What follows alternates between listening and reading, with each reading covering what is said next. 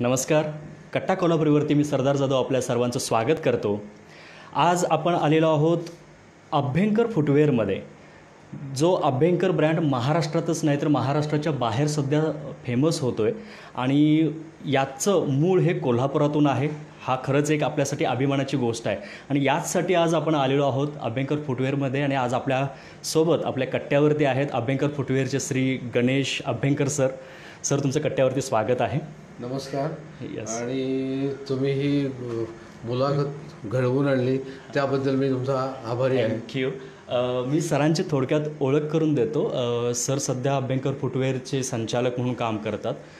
कोल्हापुरातूनच याचं प्रोडक्शन होतं आहे, मार्केटिंग होतं आहे, परंतु महाराष्ट्र आणि महाराष्ट्राच्या बाहेर देशभर सध्या त्याचं कसा व्यवसायाचा जो गाडा वाढला आहे त्याबद्दल आपण पुढे जाणून घेणारच आहोत. सरांना ओळख करून देण्यामध्ये मी सांगेल की सरांना सकाळ एक्सलंट अवॉर्ड आहे, संत रोहिदास पुरस्कारानेही सर सन्मानित आहेत. त्याचबरोबर अभ्यंकर मंडळाचा उद्योगश्री पुरस्कार या पुरस्कारानेही सर सन्मानित आहेत. सर, पुन्हा एकदा कट्ट्यावरती तुमचं स्वागत आहे. आणि खरंच आम्हाला जाणून घ्यायला आवडेल की अभ्यंकर फुटवेअर हे 55 वर्षापासून या व्यवसायामध्ये आहे. म्हणजे या अभ्यंकर फुटवेअर प्रायव्हेट लिमिटेड ही कंपनी आज सगळं ब्रँड म्हणून आहे, परंतु ती 55 वर्षाचा त्याला एक इतिहास आहे. आम्हाला खरंच ऐकायला आवडेल की 55 वर्षापूर्वी रुटीन चप्पल या व्यवसायाकडे कसे आलात आणि याचा थोडक्यात इतिहास. थोडक्यात आज जो तुम्हाला हे सगळा पसारा जो दिसतोय तो सुरुवात वडिलांनी केली, म्हणजे विष्णू गणेश अभ्यंकर, ज्यांनी म्हणजे प्रवाहाच्या विरुद्ध जाऊन हा व्यवसाय सुरू केला 55 वर्ष. तर ते सुरुवात कशी केली ते मी तुम्हाला आता सांगतो की राजापूर, मूळ गाव आमचं राजापूर, वडिलांचं गाव राजापूर, आणि तिथे शेती हा मुळात आमचा व्यवसाय होता. पण त्यावेळी कुठून आपण स्वतःच्या पायावर उभं राहायचं हे ठरवून त्यांनी मनात ठरवलं की आपण आणि तिथून ते बाहेर पडले. म्हणजे 7वी पास काहीतरी त्यांनी शाळा केली आणि काहीतरी एक डोक्यात त्यांच्या हे आलं की आपण आता आपल्या पायावर उभं राहायचं. मग व्यवसाय कुठला करायचा हे त्यावेळी काय असं हे नाही त्यांच्यात. मग ते राजापूर त्यांनी सोडलं आणि नाही, रत्नागिरीला गेले ते. आणि रत्नागिरीला गेल्यानंतर त्यांनी सुरुवातीला तिथे हॉटेलमध्ये वेटरची नोकरी केली. त्याच्याबरोबर वर्तमानपत्र वाटली. त्यानंतर ते हे पुरत नाही म्हणून त्या जोडीला त्यांनी वर्तमानपत्र जोडीला आणि प्रिंटिंग प्रेसमध्ये वगैरे काम करायला सुरुवात केली. व्यवसाय डोक्यात ठेवून आले, परंतु सुरुवात करण्यासाठी त्याच्यासाठी जॉब मिळेल ते करत राहिले. आणि मग एक 2-3 वर्ष काम केल्यानंतर तिथल्याच एका गृहस्थांनी त्यांना एक सांगितलं की बाबा तू आता हे 7वीपासून हेच काम करत बसलास तर तू ज्यासाठी बाहेर पडलायस ते तुझं उद्दिष्ट काय साध्य होणार नाही. तू काहीतरी विचार कर यावर काय करायचं.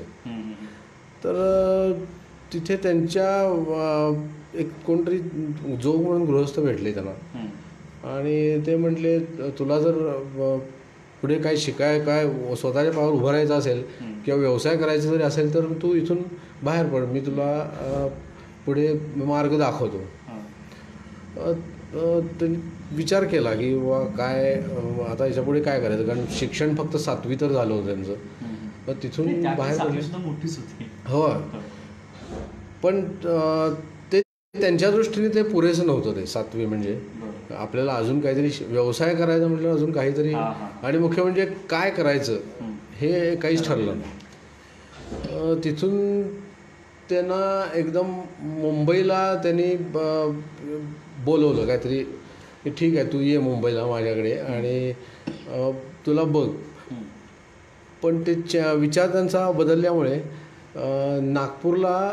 नागपूर रबर इंडस्ट्रीज म्हणून काहीतरी जोग नावाचे गृहस्थ त्यांना सुदैवाने भेटले तिथे. आणि त्यांच्याकडे त्यांनी 1-2 दिवस हे केलं की त्यांनी विचारलं की बाबा तू नक्की का आलायस इथे आणि नागपूरला यायचं कारण काय. रत्नागिरीतून थेट नागपूर. तर ते म्हटले असं काय माझ्या डोक्यात अमुक एक व्यवसाय करायचं किंवा असं काय नाही आहे. आणि माझं शिक्षणाचं तर मी आता पूर्ण घरातून बाहेर पडलो आहे, त्यामुळं कमाईचं माझ्याकडे साधन काहीच नाही. त्यामुळे आता शिकू मी शकत नाही आहे. तर ते म्हणाले की तो विचार तू करू नकोस आता काय.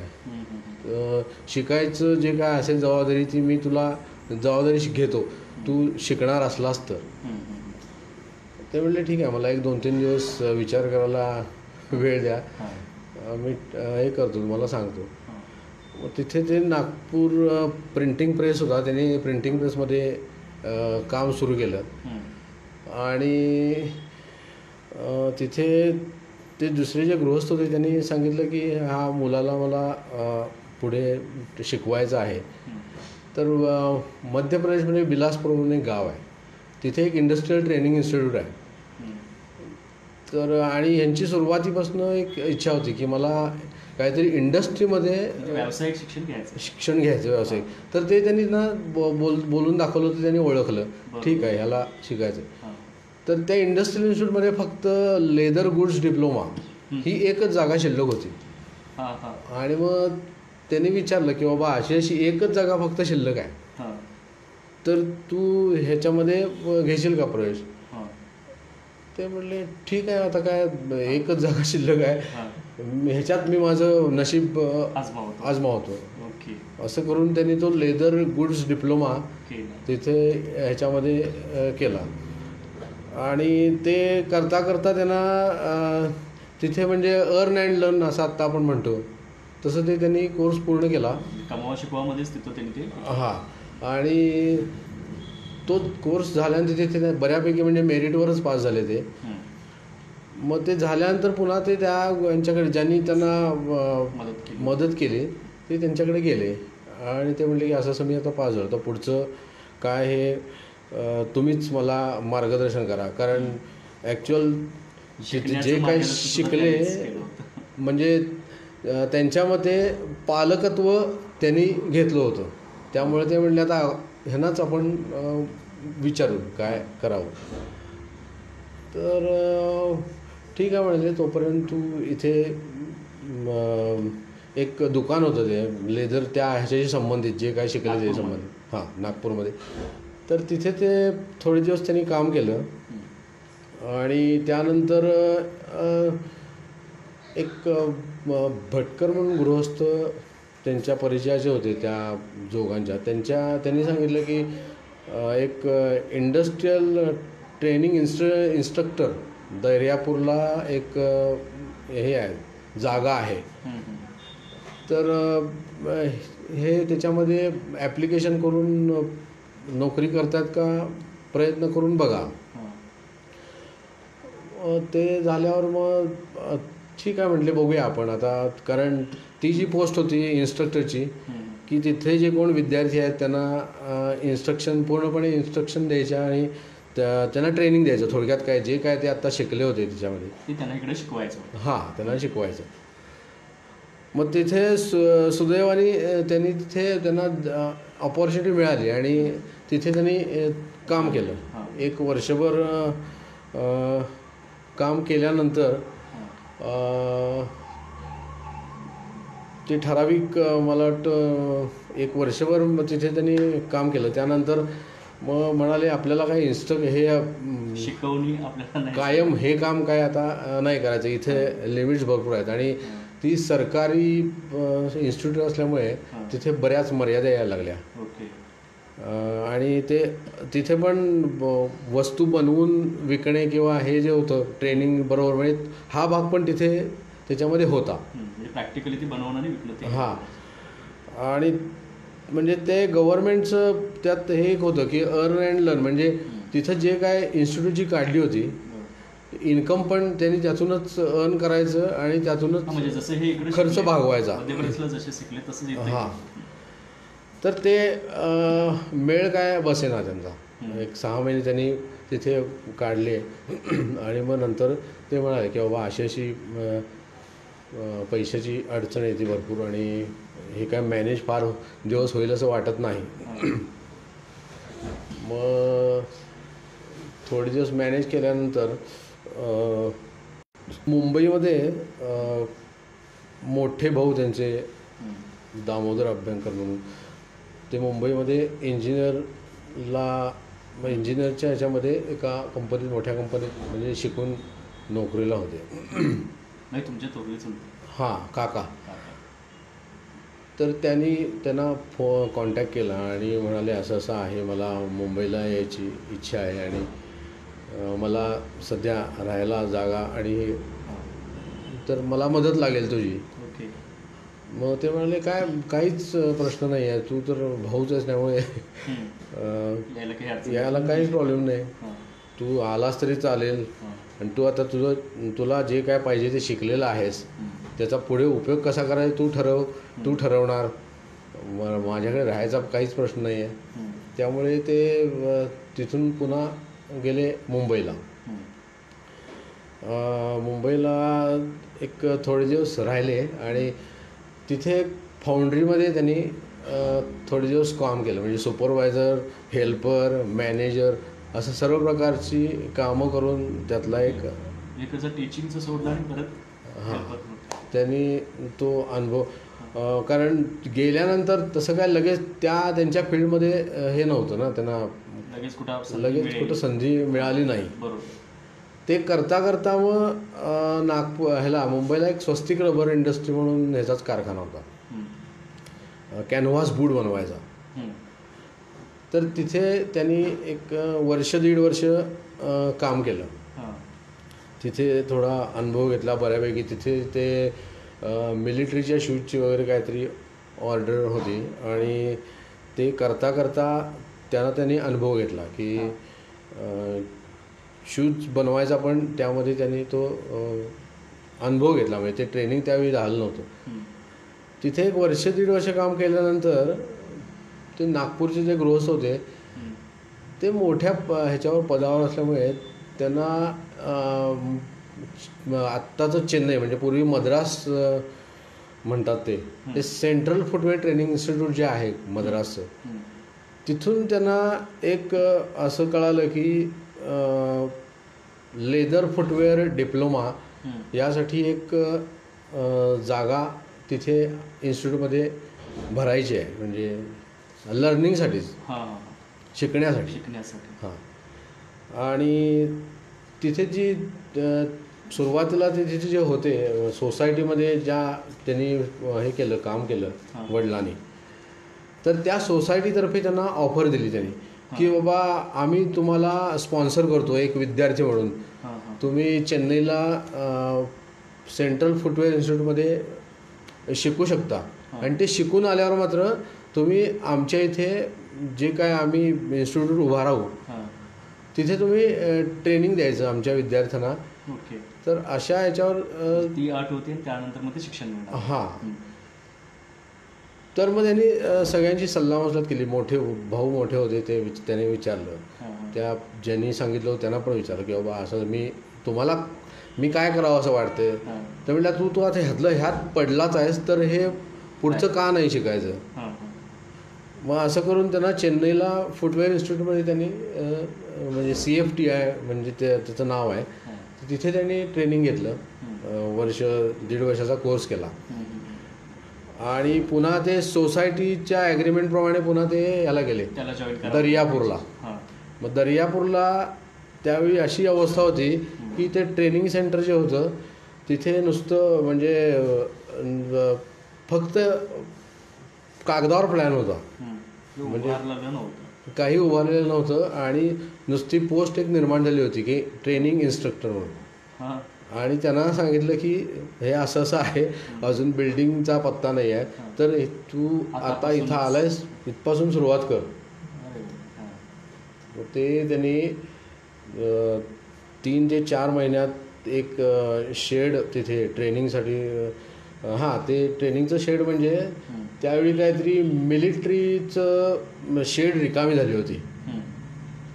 तर त्या एका ह्यांनी सुचवलं की बाबा ही अशी मिलिटरी शेड रिकामी आहे आणि तिथे तुला जे काय पाहिजे ते हे करून घे, शिक्षणासाठी जे आवश्यक गोष्टी आहेत त्या करून घे.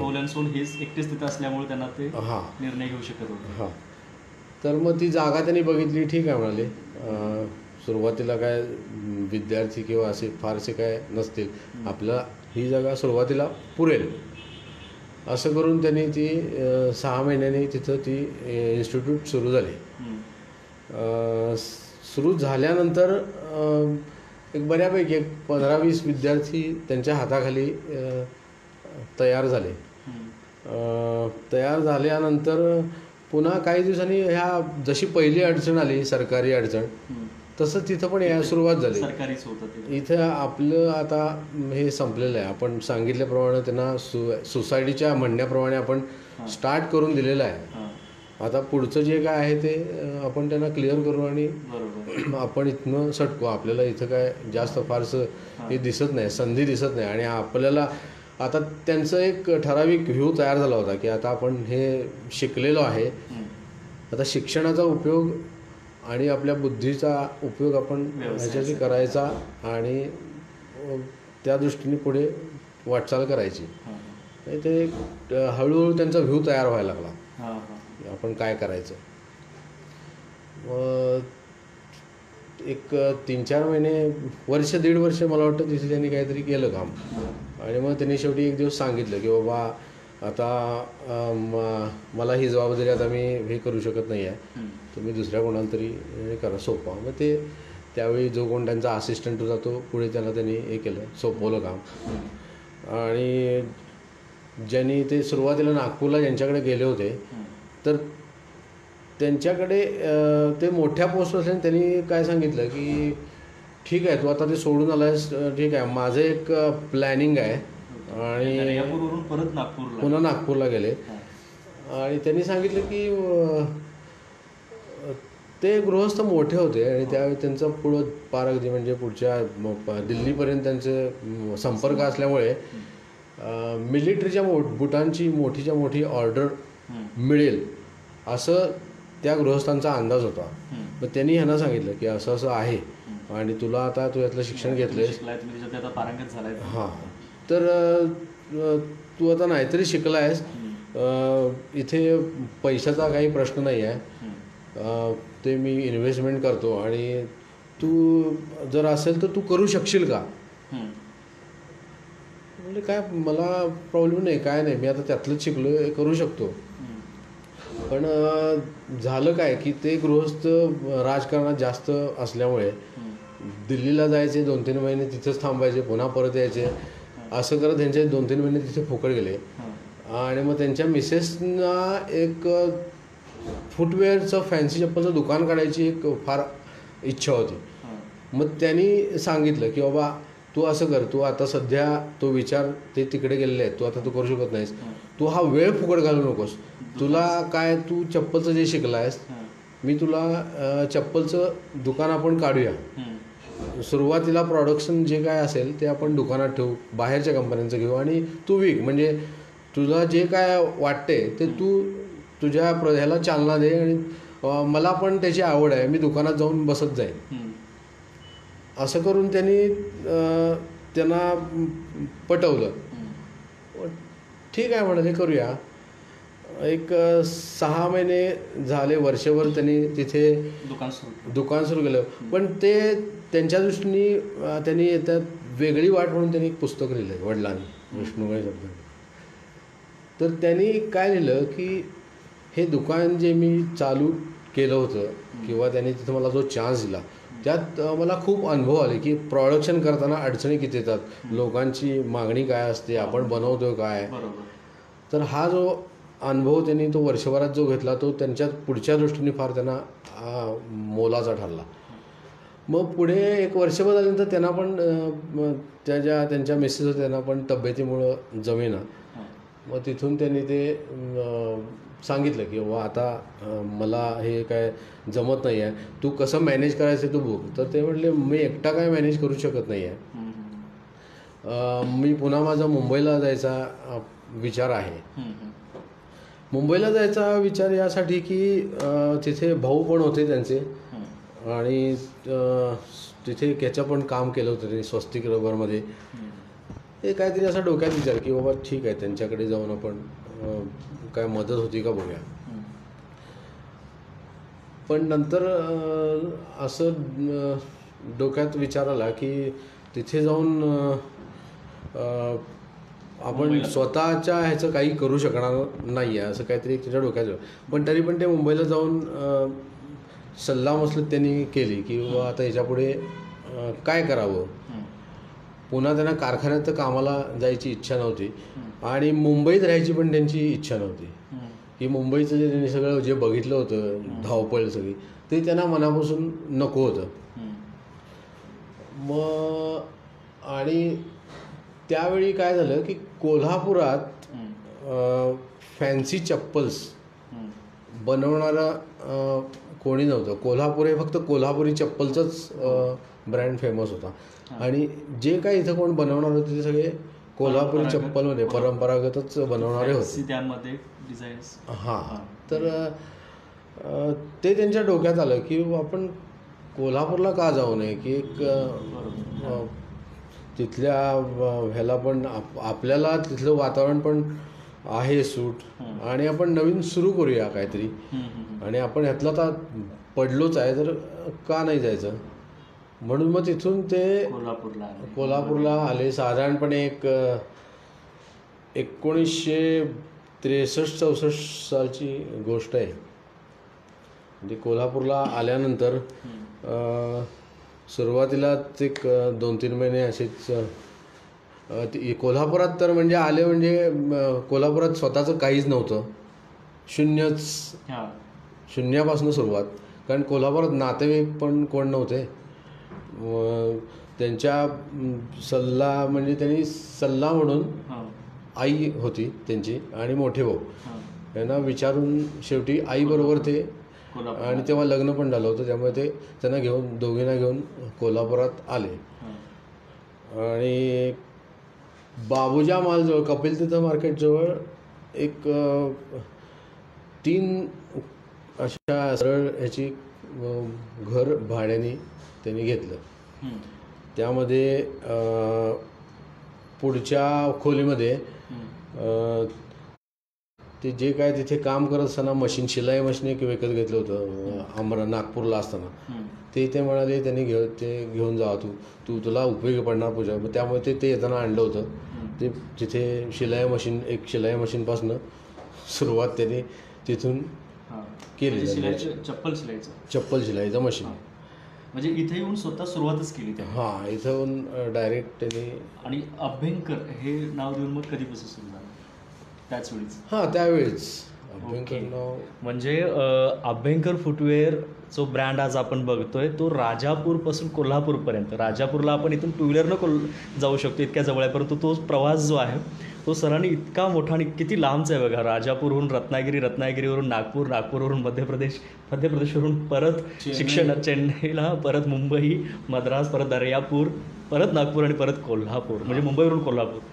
फार मोठा प्रवास आणि फार मोठा अनुभव गाठीशी धरून सरांचे वडील विष्णू गणेश अभ्यंकर यांनी ही संस्था सुरू केली, ही कंपनी सुरू केली आणि आज आम्ही फार अभिमानानं बघतोय. परंतु त्याच्या पाठीमागलं जे कष्ट आहेत म्हणा किंवा जी धावपळ किंवा जे शिक्षण घेण्यासाठी त्यांनी शिक्षणानेच फक्त धडपड. बरोबर. आणि मुळात काय त्याला पाठीमागे परंपरा नव्हती किंवा आजूबाजूला कोणी नव्हतं त्यामुळे हे सगळं त्याला करावं लागलं. त्याच्यावरची जी धडपड आहे ती फार मोठी आहे आणि सरांनी फार डीप लेवलला जाऊन म्हणजे स्वतः अनुभव घेतल्यासारखं त्यामधल्या सगळ्या गोष्टी सांगितल्या. खरंच सर फार मोठा प्रवास आहे. मुळात आम्हाला हा प्रश्न विचारायचाच होता की प्रत्येक व्यवसाय सुरू करण्यासाठी भरपूर ऑप्शन असतात.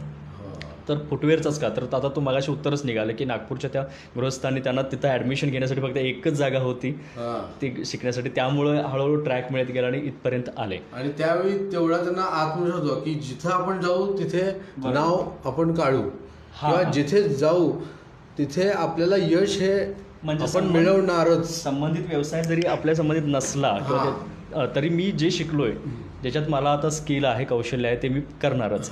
मुळात आम्ही या ठिकाणी बसलेलो आहोत केबिन सोडून बाहेर. कारण इथं जी अभ्यंकरची फुटवेअर्स मांडलेली आहेत हीच आम्हाला मुळात बघायची होती. आणि जे काही प्रकार आहेत चपलांचे त्यापैकी बऱ्यापैकी प्रकार इथं आहेत.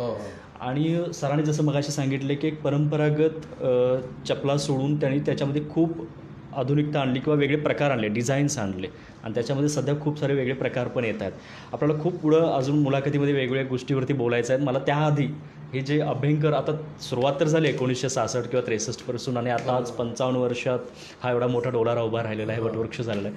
तर याच्यातले मला प्रकार सर खरंच आम्हाला बघायला आवडतील आणि त्याच्याबद्दलची माहिती मुळात, कारण अभ्यंकर फुटवेअर हे टिकाऊसाठी फार मानलं जात आहे आणि म्हणजे जास्त टिकाऊ आणि सेफ आणि काय म्हणतात ते आपल्याला आरामदायी असणारं म्हणून बघितलं जातं. तर ते का दाखवतो. येस. आता मी तुम्हाला म्हणजे वैशिष्ट्य तुम्हाला सांगतो की सुरुवात म्हणजे 50 वर्षापूर्वीचं डिझाईन मी तुम्हाला दाखवतो. 50 वर्षापूर्वीचं चप्पलचं. हां, हे जे डिझाईन आहे हे वडिलांनी धंदा सुरू केला. तर हे एक डिझाईन तरीही ते फॅशनेबल वाटतं. आश्चर्य ह्या गोष्टीचं आश्चर्य आहे की त्यावेळी सुरू केलेलं डिझाईन हे अजून चालू आहे. आजही ते फॅशनच वाटतं. हां, आणि हे म्हणजे आता यंग जनरेशनला पण हे डिझाईन खूप पसंत आहे. ह्याच्यामध्ये व्हाईट कलर एक आहे. तो लेडीज आहे? नाही, जेंट्सच आहे. हा लहान ग्रुपमधला आहे. ओके. त्यामध्ये फुल रेंज काढलेली आहे, म्हणजे अगदी 5 वर्षाच्या मुलापासून म्हणजे आम्ही जाऊन अभ्यंकर फुटवेअर घेतो, परंतु त्याच्या हे 50 वर्षापूर्वीचं डिझाईन आहे हे आज आम्हाला कळतं. आणि ते म्हणजे अजून रनिंगमध्ये म्हणजे आउटडेटेड नाही झालेलं ते. म्हणजे त्यांनी किती पुढचा दृष्टिकोन ठेवून केलं. आणि मोस्ट कम्फर्टेबल डिझाईन आणि मोस्ट ड्युरेबल डिझाईन म्हणून हे फेमस आहे. म्हणजे आणि कस्टमर अजूनही दुकानात येऊन आता कस्टमरना पण डिझाईनचा नंबर माहीत झालेला आहे. म्हणजे दुकानात ज्या कोण सेल्समन असतात, मॅडम जरा ते 111 डिझाईन 7 नंबर द्या, 8 नंबर द्या, बघायची पायात घालायची काही गरज नाही आहे, पॅक करून द्या. कलर जो काय असेल तो काळा.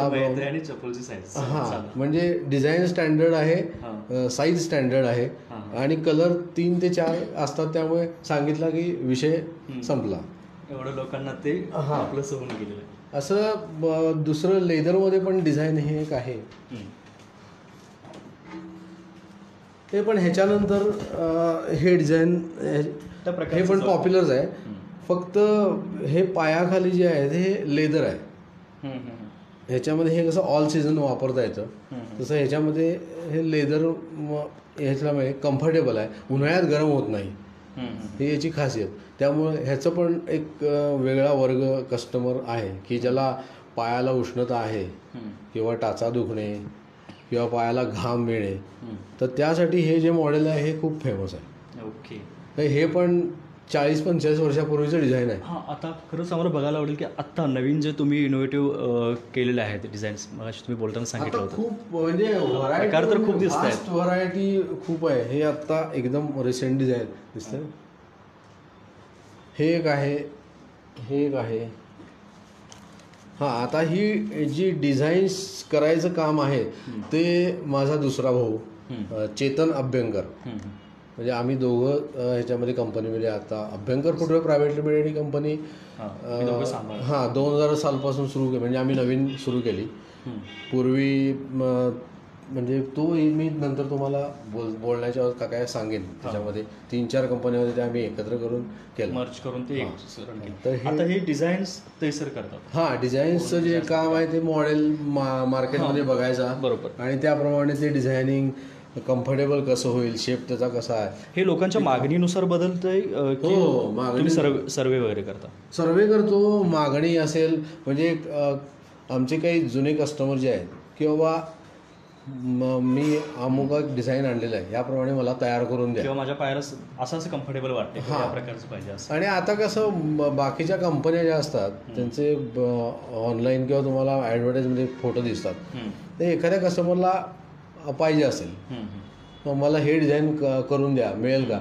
मग ते आम्ही त्याप्रमाणे पण जर ते करण्यासारखं जमत असेल तर ते पण आम्ही करून द्या. ह्यातूनच बरीच डिझाईन्स अशी बनलेली आहेत की ती पण काही पॉप्युलर झालेली आहेत, भरपूर पॉप्युलर डिझाईन झाली. म्हणजे हे जवळून दाखवतात तर प्रत्येकात प्रकार आहे, वेगवेगळे प्रकारचे आहेत, खूप प्रकार आहेत. हे फक्त डिस्प्लेसाठी मांडलेलं आहे इथं आणि याच्यातून आपल्याला कळतं की व्हरायटी किती आहेत अभ्यंकर फुटवेअरमध्ये. शूजपासून हे चप्पल, लेडीज चप्पल पण आहेत, खूप वेगवेगळे प्रकार आहेत. हां, मला आता ठीक आहे आपण प्रकाराबद्दल बोललो, परंतु मला हे विचारायचं की टिकाऊपणा आणि आरामदायीपणा ज्यासाठी हे ओळखलं जातं, तर त्याच्या पाठीमागली खासियत काय आहे, त्याच्या पाठीमागलं सूत्र काय आहे? डिझाईनचं तर तुम्ही सांगितलं आता, तसं हां, डिझाईनचं म्हणजे बस हां, हे काढून ठेवू. असं नाही काय.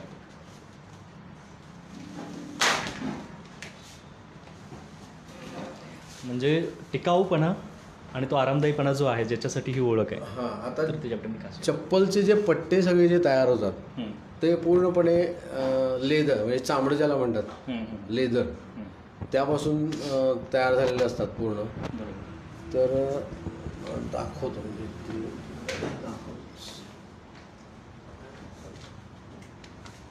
हे वरचं जे असतं दरवाजा दिसतोय त्याच्यामध्ये रिफ्लेक्ट होतं. हां, हे पूर्ण लेदरचं असतं. पट्टे पूर्ण लेदरचे आहेत आणि हे खालचं जे रबर सोल आहे हां, हे आम्ही स्वतः मॅन्युफॅक्चरिंग करतो. ओके. त्यामुळे ही जी क्वालिटी आहे हां हां ही पूर्णपणे अंडर कंट्रोल आहे आमच्या. हां, म्हणजे तुम्हाला जसं पाहिजे त्याच्या हां, ह्याच्यानुसार बनवा. आणि फुल ह्याच्यात स्टँडर्डायझेशन आम्ही पूर्ण केलेलं आहे ह्याच्यामध्ये. त्यामुळे टिकाऊपणा जो आहे तो ह्याच्यामध्ये ड्युरेबिलिटी, ह्याचं रहस्य त्यात आहे म्हणायचं. आरामदायीपणा म्हणजे तो मापानुसार करताय म्हणून हा आरामदायीपणा म्हणजे हा नुसता वर जरी लेदर दिसला असं तरी ह्याला आतून जे लायनिंग लावलेलं आहे हां हां ते एकदम सॉफ्ट लेदरचं असतं. त्यामुळं तो कम्फर्टनेस आहे. आणि शेवटी चामडं म्हटलं की शेवटी आपलं पण चामडंच आहे पायाचं, हो. त्याला ते सूट करून घेतं कम्फर्ट. त्यामुळे आपल्याला जास्त येतो आणि मुख्य गरम होत नाही ते. तो त्याच्यात जास्त ॲडव्हान्टेजस आहे ते. आत्ता म्हणजे तुम्ही मगाशी सांगितलं की प्रवास तर सांगितलात हां अभ्यंकर फुटवेअर उभा राहण्याचा. मुळात कुठलाही व्यवसाय ज्यावेळी उभा राहत असतो, कुठलंही आता इतकं मोठं साम्राज्य उभं राहते, तर त्यावेळी खूप वेळा अप अँड डाऊन्स येत असतात, उतार येतात. नंतर अशा वेळी खूप मानसिकता खूप बदलते, नंतर खूप साऱ्या अडचणी येत असतात, त्यावेळी खूप वेळा प्रॉब्लेम्स येतात. त्यावेळी खूप म्हणजे अशा अडचणी आल्यानंतर कसं त्याला टॅकल कसं केलं आणि त्याच्यावरती मार्ग कसे काढलेत? आता सुरुवातीला मी अगोदर त्यांना आलेल्या अडचणी तुम्हाला सांगतो की त्यांनी मुळात सुरुवात त्यांनी केली काही नसताना त्यांनी काही कोल्हापुरात नसताना. उभा केला. हां. तर सुरुवातीला म्हणजे बाबू जमाल जवळ जिथं उभा केला, अजून तिथं काय आहे का? नाही आता काही ते भाड्यानं होतं. हो भाड्यानं. तर जेव्हा सुरुवात केली तेव्हा तुमच्याकडे ना डिझाईन ना कसले पायाचे पॅटर्न किंवा कुठलंही म्हणजे लेदर मटेरियल कुठनं घ्यायचं काय ह्याचं कशाचंही हे नॉलेज नाही त्यात. मुंबईत किंवा नागपूरमध्ये जे काय बनवण्याचा अनुभव घेतला तो गाठीशी होता. त्यावरून इथे आल्यावर त्यांनी त्या एरियात जवळपास जे कोण लोक होते त्यांच्या घरी जाऊन त्यांच्या पायाची मापं काढून त्याप्रमाणे डिझाईन बनवून द्यायला त्यांनी सुरुवात केली तशी. हां, म्हणजे प्रत्यक्ष पायाच्या मापानुसारच बनवून द्यायचं. हां, म्हणजे सुरुवातीला असंच करायला लागलं. कारण आता ही गोष्ट सुरुवात कशी की हे पूर्णपणे हा विषय प्रवाहाच्या विरुद्ध पोहणे हा विषय होता हा पूर्ण. कारण हा धंदा व्यवसाय चप्पल करायचा धंदा हे एकतर आमच्या नातेवाईकांपैकी हो, तो एक मुद्दा आहे. म्हणजे विरोध होता, पण जाहीर असा झाला नाही की बाबा शेवटी व्यवसाय म्हणून करू दे, ठीक करू आहे, दे, असं झालं ठीक, असेल. हां, परंतु असं. तरी थोडा आहे की बापरे. हां, किंवा त्यावेळी जी परिस्थिती होती चप्पलचा करून करून काय चप्पलचा व्यवसाय शेवटी केला का ह्या व्यक्तीने ह्या माणसाने दुसरा असं. व्यवसाय नव्हता का? हां. असं येऊ शकतं. तर ही गोष्ट त्यावेळी होती. म्हणजे हे पूर्णपणे अपोज त्यालाही तोंड द्यावं लागलं त्याला. हां, त्यामुळे तुमची मानसिकता जी असती त्या स्टेबल ठेवणं हां अशा वेळी. ती खूप त्याला घरातल्या लोकांची जबरदस्त सपोर्ट होता. हा प्लस पॉईंट आहे. म्हणजे ज्यावेळी कितीही बाहेरून विरोध झाला किंवा हां. काही नावं ठेवली गेली तरी घरच्याचा ज्यावेळी सपोर्ट असेल. हां, म्हणजे घरातली म्हणजे आई आणि बरोबर. मिसेस त्यांनी पूर्णपणे पाठिंबा दिला. तुम्ही जे काय कराल आमचा पाठिंबा आहे आणि तुमच्याबरोबर कष्ट करायची आमची तयारी. आणि त्यांनी खरोखरच म्हणजे कुठलंही काम करायला मागे पुढे पाहिलं नाही. म्हणजे आईने लोकांच्या घरात जाऊन पायाची मापं काढून त्याचं स्टँडर्ड पॅटर्न बनवणे वगैरे ही सगळी कामं त्यांनी पूर्णपणे त्यावेळी केली. हे अशा चढ होतात.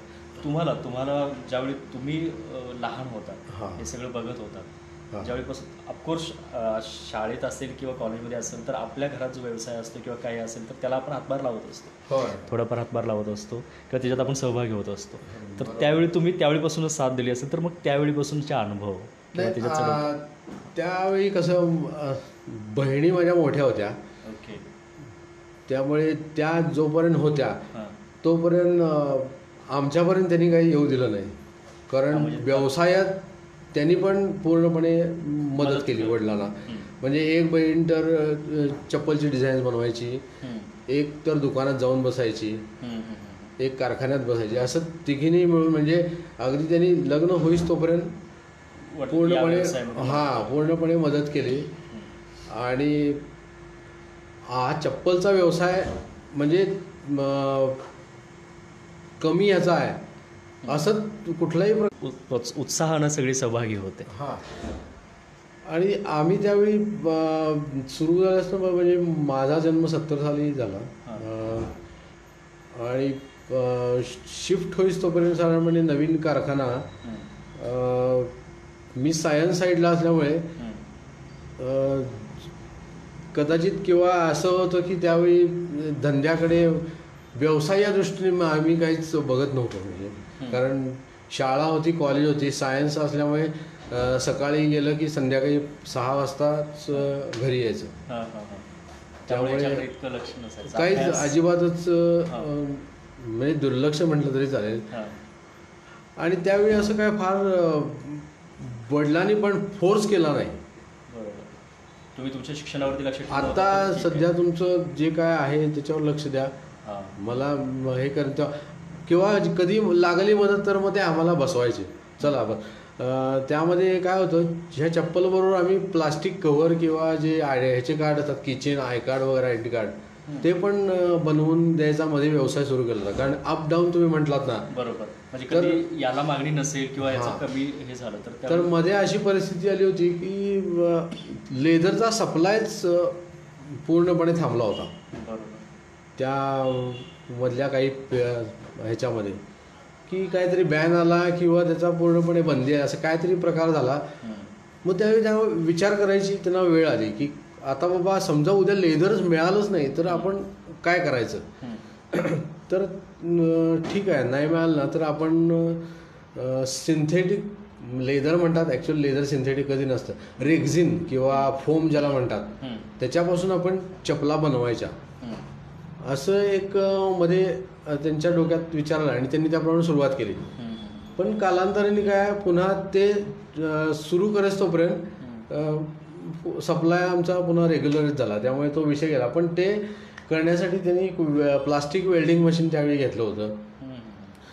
आणि मग आता ह्या मशीनचा आणि उपयोग काय, आयडेंटिटी बनवणं, तर बँकांची passbook covers, identity card covers किंवा तुमची वॅलेट, किचन वगैरे जे काय असतात प्लास्टिकचे जे काय प्रकार ते त्याच्यामध्ये त्यांनी तेवढ्यात बनवायला सुरुवात केली. आणि मधला जो काय डाऊन कालावधी होता तो यांनी भरून काढला. आणि मग त्याच्यामध्ये त्यावेळी आम्हाला आठवतंय की आम्ही असं शाळेतनं आलो की बसायचं, ते काहीतरी ठराविक एक काम असायचं. प्लास्टिक कव्हर करायचे असतात, ते बाजूचं वेस्ट असतं ते फाडून स्वच्छ करायचं, कात्रीने कापून काढायचं किंवा पुसून पीस मोजून हे करायचे. म्हणजे बँकांचे जे FD कव्हर्स वगैरे जे असतात ना, ती त्यावेळी ऑर्डर खूप मोठी होती, त्यावेळी त्यांना मिळाली होती. ते पण त्यांचे खूप म्हणजे कष्ट आणि जबरदस्त एक इच्छा, सगळे मिळून हे करायचे.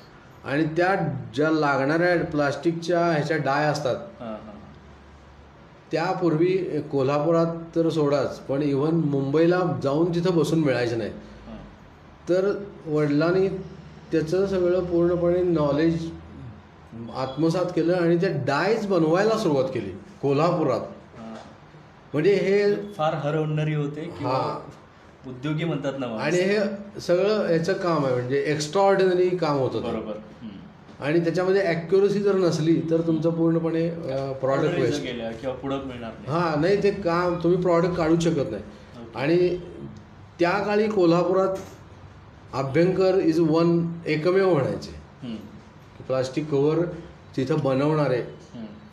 पण कालांतराने काय झालं की हे सुरू लाईनमध्ये झाल्यावर ते करायला मग वेळ मिळाला नाही, त्यामुळे ते बाजूला पडलं. म्हणजे जे काही सुरू केलं त्याच्यात एक ब्रँडच झाला अभ्यंकर हे. म्हणजे प्लॅस्टिकचं जरी सुरू केलं याचा डाऊन असताना तरी त्याच्यामध्येही अभ्यंकरनाच ओळखलं गेलं. एवढ्या म्हणजे एवढे ओतून किंवा त्याच्यातले कौशल्य आत्मसात करून वडिलांनी एवढं सगळं केलं आणि त्यामुळं हा डोलारा उभा राहिलेला आहे.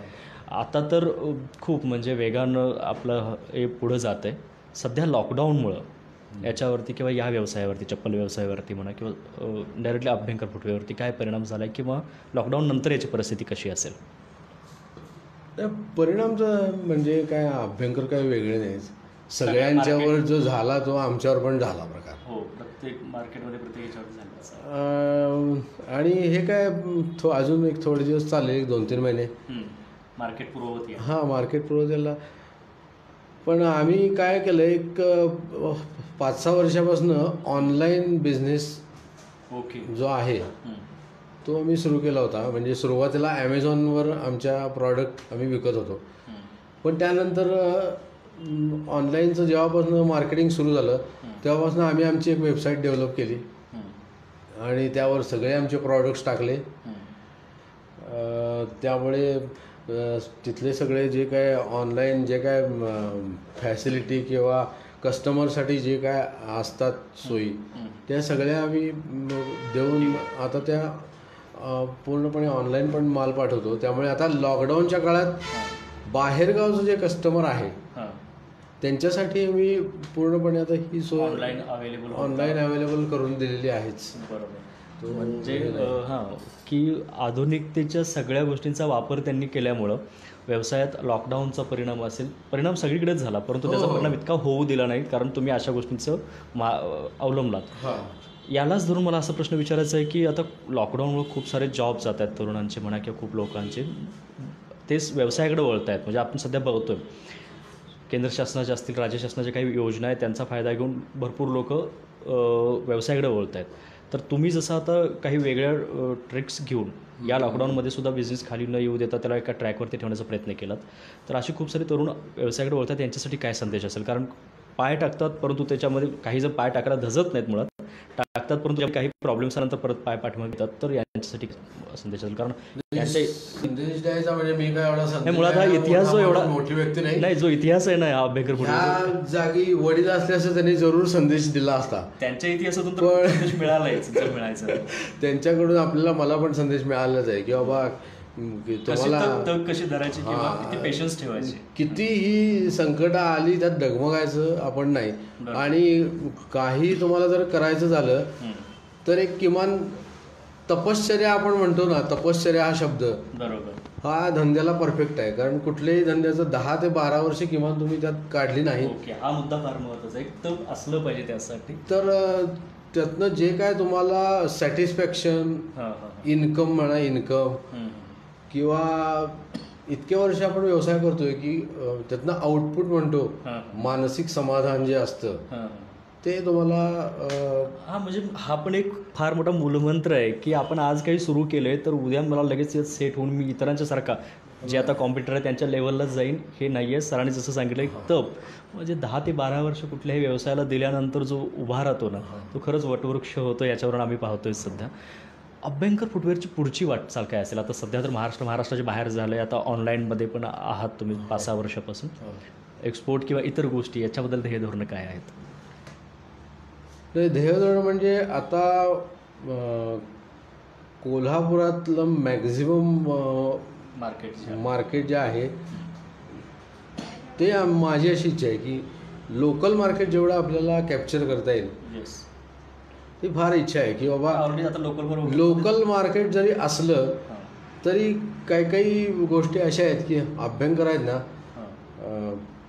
एक म्हणजे अशी आता टिकाऊ मजबूतपणा हा जी गोष्ट आहे ती आमच्यासाठी डिसएडव्हान्टेज ठरली आहे का काय असं मला वाटायला लागलंय.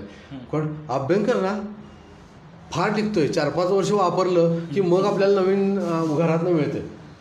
तर हे आपली नवीन जनरेशन जी आहे ती म्हणते नको अभ्यंकरांकडे जायला नको, 4-5 वर्ष एक एक चप्पल वापरायला लागते आणि आपल्याला काही नवीन हे मिळत नाही. तर ह्या दृष्टीने काय करायचं त्याच्यावर विचार चालू आहे की नवीन डिझाईन्स पण काढली पाहिजेत आणि नवीन जनरेशन अट्रॅक्ट होण्यासाठी. मला तर असं वाटतं की मग टिकाऊ पण अशात लागतो. जर ट्रेकिंग करतात, स्पोर्ट्सवाले आहेत किंवा इतर गोष्टी गावाकडे डोंगर दऱ्यातनी वापरणारी चप्पल जे आहेत त्यांना ती टिकाऊच पाहिजे असतात. मग ते एक फार मोठं मार्केट आहे. उलट ते बरोबर आहे, ते आहेच. पण आता आमचं जे टार्गेट आहे यंग जनरेशन आणि फॅन्सी चप्पल्स, त्याच्याकरता आम्ही मॅक्झिमम प्रयत्न करायचा चालू आहे. म्हणजे बाजारातून किंवा रस्त्यावरून जाताना असं आपल्याला दिसलं पाहिजे, हां एक 10-5-6 व्यक्ती जर जाताना दिसल्या तर 1-2 चप्पल तरी आपल्या पायात दिसल्या पाहिजेत. हे ध्येय धोरण. आणि खरंच तुमचे जे प्रयत्न आहेत किंवा ज्या पद्धतीनं अभ्यंकर फुटवेअरचं नाव होतं, एक ब्रँड होतं, तो ऑफकोर्स तुम्ही हे पूर्ण कराल. आणि आमच्या कट्टा कोल्हापूरच्या खूप शुभेच्छाही असतील त्यासाठी. आणि कोल्हापुरातच नाही तर बाहेर फॉरेनमध्ये जरी गेलात, अब्रॉडला जरी गेलात, US मध्ये जरी गेलात तरी असं कुठेतरी दिसलं पाहिजे का रे अभ्यंकरचं चप्पल आहे. हे तुम्ही सांगताय पण ही ॲक्च्युअल अशी कंडिशन आहे. म्हणजे पुण्या मुंबईला काही कस्टमर असे आहेत की त्यांच्या पुढच्या पिढीचे जे गेलेले आहेत अमेरिका किंवा याच्यामध्ये दुबई किंवा असे, तर ते नेतात दरवर्षी किंवा 6 महिन्यास येऊन नेतात. पण अशी गंमत होते की अमेरिकेत किंवा आता अमेरिकाला खूप मोठा एरिया आहे पण तिथे पण असा मला एकाने किस्सा सांगितला की अभ्यंकर तुमच्या चप्पला अमेरिकेत पण गेलेल्या आहेत. मी असाच फंक्शनला गेलो असताना चप्पल अशा काढून ठेवल्या होत्या, तर ती व्यक्ती त्या चप्पलजवळ उभी राहिली होती आणि मला नंतर विचारलं, हे तुम्ही कोल्हापूरच्या अभ्यंकरांकडनं चप्पल घेतल्या का? म्हणजे डिझाईन आणि चप्पलची जी स्टाईल आहे ही तिथे पण फेमस झाली. म्हणजे ही जगभरची झाली. पण इथं ठराविक महाराष्ट्रात नागपूर, पुणे, मुंबई अशा ठिकाणी तुम्ही ठराविक एरियात जर गेलात ना तर म्हणजे कस्टमर आम्हाला कधी कधी, आता मुंबईला काही मार्केटमध्ये आम्ही पण जातो तेव्हा पायात चप्पल बघितली की ठराविक, तुम्ही कोल्हापूरहून आलात का? म्हणजे चप्पल होतात की ब्रँड अभ्यंकर आहे, म्हणजे ही व्यक्ती कोल्हापूरची तरी आहे किंवा कोल्हापूर जाऊन अभ्यंकरांकडे खरेदी केलेली आहे. तर हे असं गोष्टी प्रोत्साहन पण मिळतं. नक्कीच सर. आणि मुळात अभ्यंकर याच्यामध्ये तुम्ही एक जो वेगळेपणा जपलेला आहे, टिकाऊ आणि सेफ किंवा या गोष्टी आहेतच, त्याचबरोबर एक वेगळी डिझाईन्स आणि यामध्ये तुम्ही जे वेगळे प्रयोग करताय यामुळं ऑफकोर्स याच्यामध्ये तुम्हाला सक्सेस मिळेल. आणि ऑफकोर्स ते प्रयत्नही आहेत त्या पद्धतीचे. नाही, यश म्हणजे दुसरं त्यामध्ये एक गोष्ट वडिलांनी पण सांगितली की आपण एखादं प्रॉडक्ट आज बनवतोय आणि त्या प्रॉडक्टची प्राईस जेव्हा कस्टमरकडून वसूल करतो तेव्हा त्याला पण तेवढं सॅटिस्फॅक्शन तुम्ही दिलं पाहिजे. हां, आपण ह्या प्रॉडक्टला एवढे पैसे घातलेले आहेत, त्याला आपल्याला तेवढे कम्फर्टनेस आणि तो मिळालेला आहे. म्हणजे फीडबॅक असा कस्टमरकडनं मिळाला पाहिजे की तुम्ही जे काय बनवलं बरोबर ते त्या कस्टमरच्या चेहऱ्यावर दिसलं पाहिजे. आणि हे फार त्यात आम्ही यश मिळवलंय. कारण खरंच हे ऐकायला खूप वाटतंय की वडिलांनी एक पाया, असा भक्कम पाया बनवलेला आहे की ज्याच्यावरती आता तुम्ही कितीही मोठी भरारी घेऊ शकता आणि आता सध्या घेत आहेत. खरंच याच्यासाठी आमच्याकडून खूप खूप शुभेच्छा तुला. आणि जे आज इतके व्यक्त झालेत गणेश सर, म्हणजे इतके कधी कुठं बोलत आहेत, फक्त आपल्या कामावरती लक्ष ठेवून असतात. आम्हाला बोलतं करायचं होतं कारण खूप ठिकाणी अभ्यंकर फुटवेअरचं नाव बघतो, खूप ठिकाणी आपण खूप जण खरेदीलाही जातात, परंतु त्याच्या पाठीमागचा इतिहास, त्याच्या पाठीमागला जे काही घडवण्यासाठीची कष्ट आहेत, मुळात आम्हाला त्यांचं वर्कशॉपही दाखवायचं होतं, परंतु वर्कशॉप आहे आपलं वाशीला, ते लांब असल्यामुळे आम्ही इथं बसून हे केलं. दुसरी गोष्ट यामध्ये कशी आहे की हा इतके वर्ष 50 ते 55 वर्ष जे आहे ते घरातल्यांचा सपोर्ट पण आहेच, पण सुदैवाने आम्हाला जे सगळे कामगार म्हणत नाही आता आम्ही, ते म्हणजे फॅमिली मेंबर म्हणूनच आहेत की जे असे कामं म्हणजे इतकी जबाबदारीने करतात की इव्हन सुट्टी जरी आम्ही त्यांना घ्यायला सांगितली तरी बाबा हां आपलं हे काम पूर्ण आहे, ही ऑर्डर आहे करायची, ते करायचं आणि मग आपण आणि सगळे फॅमिली मेंबर असल्यासारखे आहेत. आणि विशेष म्हणजे लेडीज कामगार स्टाफ हा आमच्या मध्ये ह्याच्यामध्ये फॅक्टरीमध्ये पण जास्त आहे. आणि सांगायला विशेष वाटते की 1980 साली जेव्हा दुकान आमचं ह्याला महाद्वाराला होतं तेव्हा दुकानात चप्पलच्या दुकानात लेडीज कामगार किंवा लेडीज स्टाफ सेल्स वुमन त्यावेळी होता. ही अभ्यंकरांच्यापासून सुरुवात झाली आहे असं वडिलांनी पुस्तकात लिहिलेलं आहे. ओके. त्यावेळी कुठल्याही दुकानात म्हणजे चप्पलच्या दुकानात लेडीज कामगार कुठल्याही दुकानात सहसा नसायच्या आणि चप्पलच्या तर नाहीच. हां, तर आमच्या घरातल्याच व्यक्तीने म्हणजे माझ्या बहिणीने सुरू केलं की दुकानात जायला. बरोबर. म्हणजे नुसतं कॅश काउंटरवर नाही बसायचं, कस्टमरला चप्पल काढून दाखवायची, साईज बघायचा, हे जे काम आहे हे सुरुवात केली. परंपरांना छेद देत, परंपरेला पूर्णपणे छेद दिला, आधुनिकतेची कास धरत आणि नवीन नाविन्यपूर्ण याच्यामध्ये प्रयोगशीलता जी आहे यामुळं आज अभ्यंकर इतकं मोठे झालेले आहेत, अभ्यंकर फुटवेअर. आणि खरंच पुन्हा एकदा शुभेच्छा देतो. आणि आपला वेळ तसा खूप झालेला आहे आणि प्रश्न वगैरे ऑनलाईन घ्यायचे होते परंतु आता त्यामध्ये खूप वेळ जाईल आणि आम्हाला जे हवं होतं त्याचा इतिहास आणि खरंच एक नवीन व्यवसाय सुरू करण्यासाठी काय मानसिकता लागते. मगाशी सरांनी जसं मूलमंत्र काही दिलेत की बाबा त्याला एक तप ठेवावं लागतं किंवा ते सहन करावं लागतं, अप अँड डाऊन्समध्ये काय करावं लागतं. सरांच्या वडिलांच्या ज्याने जो इतिहास सरांनी सांगण्यासाठी सुरुवातीचा अर्धा तास घेतला असेल त्यामध्ये खरंच खूप शिकण्यासारखं आहे की कसं त्यांनी केलं, किती प्रवास केला परंतु सोडलं नाही की व्यवसाय करायचा आणि त्यात ते उभारले आणि आज हे आपण वटवृक्ष पाहतोय. आणि मुख्य म्हणजे की घरातले भावाची मिसेस, मी माझी मिसेस, हे सगळ्यांचं एक कॉम्बिनेशन आहे. सगळे एका ह्याने काम करतात मुख्य म्हणजे, आणि त्याचं हे सगळं सक्सेस आम्ही एवढं पुढे सुरळीत चालू आहे आमचं एकंदर. खूप सुंदर सर. आणि खूप भारी सुंदर आपण व्यक्त झालात आणि वेळ कमी पडली. हो. अजून म्हणजे तसे बऱ्यापैकी प्रसंग असे सांगायचे होते, म्हणजे फक्त मुलाखत म्हणून नाही की धंद्यामध्ये अडचणी किंवा येतात आणि त्यातनं मार्ग कसे काढायचे, पण तर तुमच्या वेळेअभावी हे घेऊ शकतो किंवा आता आपण तुम्ही सुद्धा सोशल मीडियावरती व्यक्त व्हायला सुरू व्हाल त्यावेळी लोकांना कळत जाईलच ते. खरंच वेळ कमी खूप खूप धन्यवाद. तुमचे आभार की तुम्ही थँक्यू सर संधी दिली आहे कट्टा कोल्हापुरीमध्ये थोडं व्यक्त व्हायला. मुळात आमचा प्लॅटफॉर्मच यासाठी आहे की ज्यांनी काही नाविन्यपूर्ण कोल्हापुरात केलेलं आहे किंवा करतायत ज्याच्यामुळे एक आदर्श समोर लोकांच्या समोर जाईल, नवीन येतात त्यांना एक इन्स्पिरेशन मिळेल यासाठी. आणि खरंच तुमच्या या गोष्टी किंवा या मुलाखतीमधून खूप लोकांना याच्याबद्दल इन्स्पिरेशन मिळणारच आहे. म्हणूनच मी आवाहन करतो आमच्या दर्शकांना की खरंच हा व्हिडिओ जरी मोठा असला तरी नक्की शेअर करा, कारण खूप लोकांना याचा इतिहास कळेलच, त्याचबरोबर जे एक ताकद असते, इन्स्पिरेशन असते, एक पुस्तक वाचल्यानंतर कुठल्या तरी गोष्टीला आपण तोंड देण्यासाठी ताकद येते, इन्स्पिरेशन येतं, तसंच याच्यामध्ये हे आहे. त्यामुळे नक्की शेअर करा. आणि मी सरदार जाधव आपल्या सर्वांचा आज निरोप घेतो. पुन्हा भेटू उद्याच्या लाईव्हमध्ये. तोपर्यंत धन्यवाद.